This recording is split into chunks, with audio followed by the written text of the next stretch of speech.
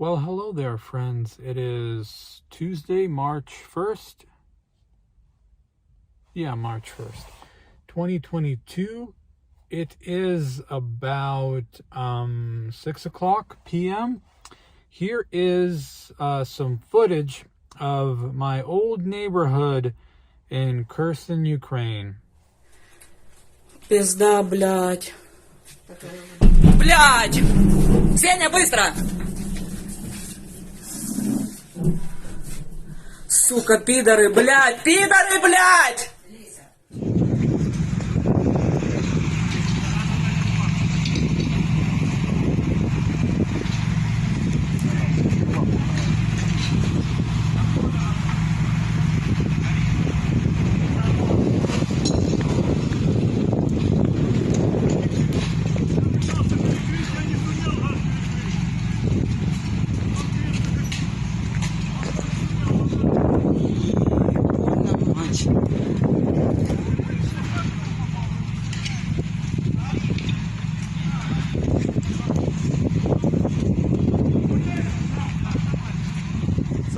И 28 прилет. Торле 2 полетели стекла. Вот Торле 4 прилет в торец. Вот такой пиздец. Вот это 49 и 28 дом, второй подъезд. Прилет. 7-й, 6-й этаж. Здорово, мужики. Ебать, тип, ты что такое? Все, это пизда, ребята, блядь. Все, прям на нашей улице. Я ебу. Бля, сука! Ебать! Нахуй, я согнаться. All right, yeah, how about that? My dad sent me the videos this morning. It's not sure where the footage from with the tanks is from. So I don't quite recognize it, but the rest, it's the old neighborhood, yeah, where we lived, our building. How about that? I think as the day went by, you know, the reality of like, wow, those, I remember that. I remember living there. Got hit. Yeah. In that first video, so there's it's classic Soviet era architecture from across there. There's some kind of houses, but it used to be a cornfield, I recall, or just a field where there was nothing there. And so I don't know about any casualties, but I do know that everyone we know is alive. So our place, it's kind of further up. I don't recall which floor now, but closer to the top. So we do have family who live there. They were not there. I believe they're staying somewhere else. But these other people that we know, as you can see, so they're okay. As you can see, a lot of windows are busted, and it is cold out. So I think my dad was saying that they're trying to figure out where to get, or like, you know, how to go about covering up windows to protect from cold and all that. So yeah, that's what can you say, huh? It's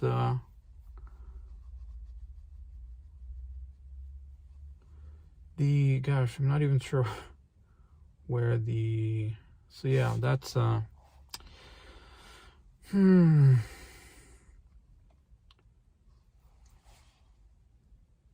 mean, as you can imagine, yeah, I mean, it's not that I don't care or anything. It's, you know, my parents, you know, if there's more of an emotional attachment to stuff.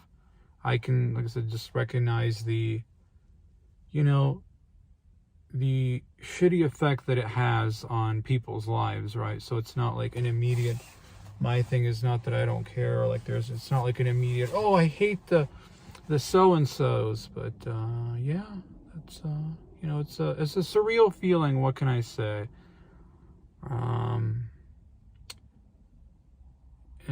I think this morning my dad was like, oh, how are you going to go to work, to my mom? And she said, well, I mean, I got it, because I can't just sit here and watch the news. I'm going to go completely nuts. And, you know, the reality of, you know, can you even transfer money to Ukraine right now? Of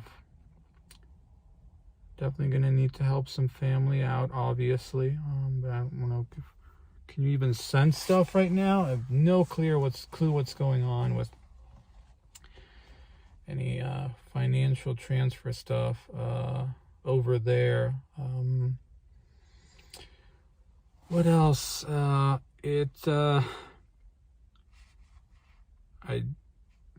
not gonna go too much into it, but I said in my last video about how there's just a lot of propaganda and all that coming out. And talk about an understatement, folks.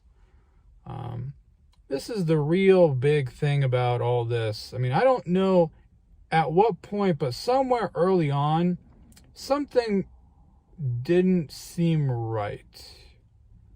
I don't recall at what point, like, something really felt off, where you're seeing all this stuff supposedly happening, but it's like unclear of any sort of information, and where you're seeing the stuff come out where, oh, these are captured Russian soldiers. No, these are captured Ukrainian soldiers. No, these are captured Russian soldiers dressed as Ukrainians. And then the stuff where, you know, the ghost of Kiev, the Snake Island, and it turns out, okay, so that none of that stuff was actually real. And I mean, it's, you know, early on, my parents, you know, they saw the stuff with Snake Island. It was really sad, had some drinks and it turns out, okay, so that actually wasn't real.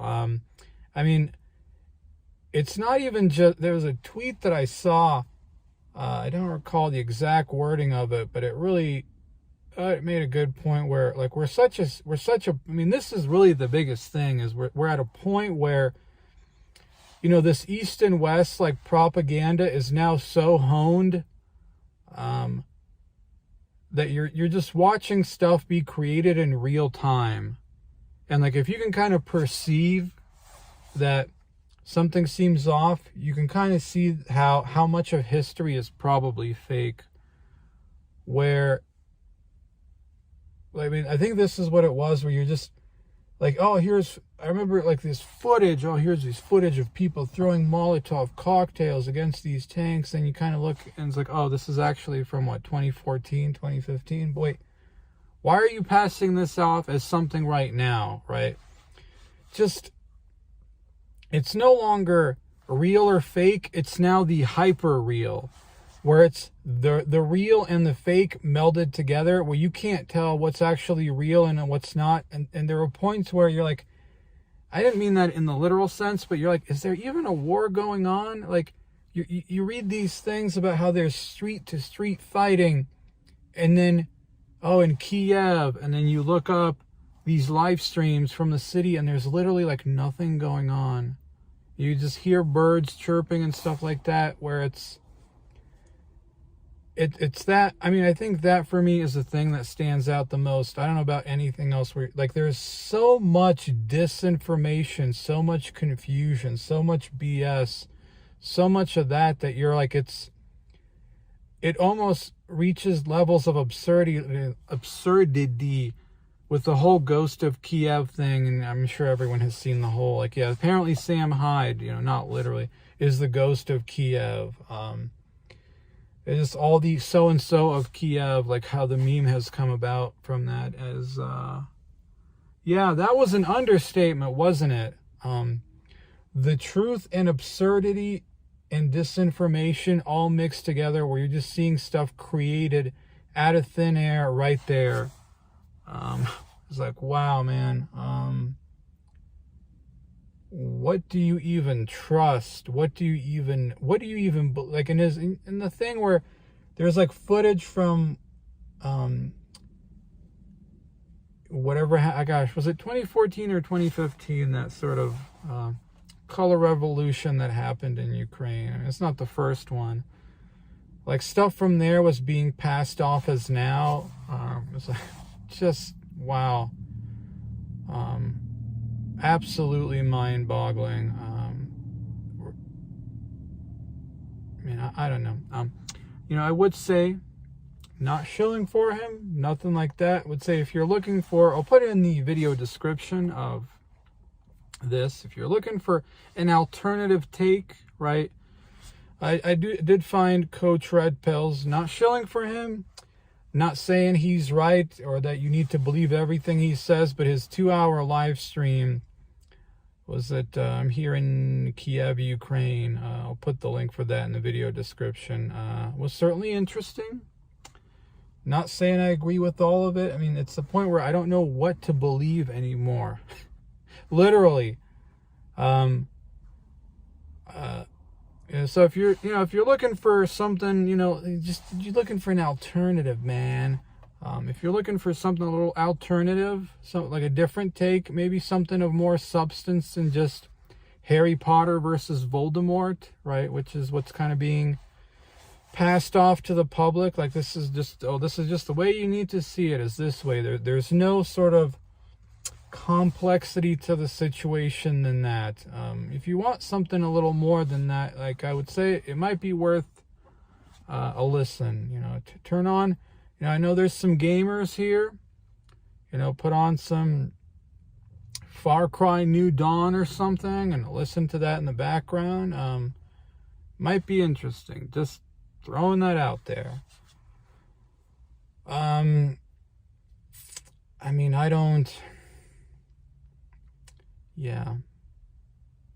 we'll see how things go. It's that thing, folks, of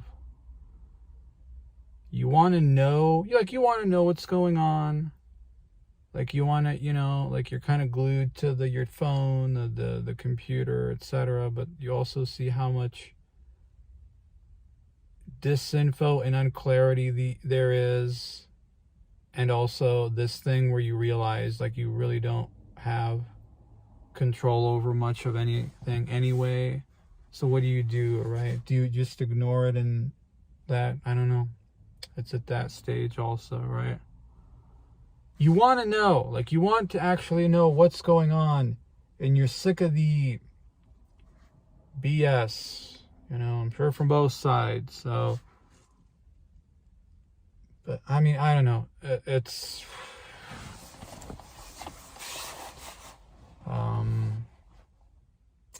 God. Man, it has certainly been an interesting last few years, hasn't it?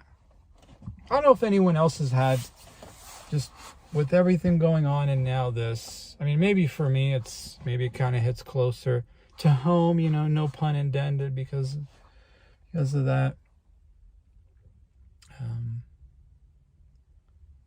It certainly has been an interesting last few years. Just sometimes standing there at work or just somewhere, man, you're just like completely zone out, taking it all in. I mean, this, both in the world and in my own life, of that, reaching that point where you start developing problems in your body, back pain, whatever. No, don't worry, I'm not going to go off on that tangent. And like that reality of discovering that you're not in fact invincible, right? And then that it's not a thing, just goes away, and it's now kind of a chronic thing, and just having to live with and deal with that. And as 2019 ended, the start of all of that in early 2020, the lockdowns, the pandemic, and then going into 2021, some stuff reopening here and that, going back out into working and this and that, and just kind of wondering, it happened at work.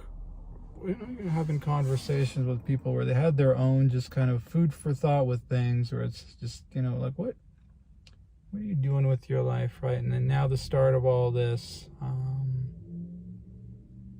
just, yeah.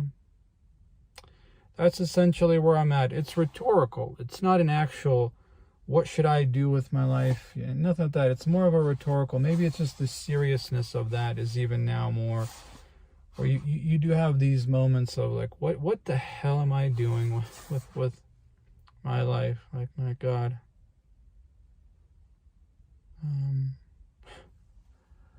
Oh boy.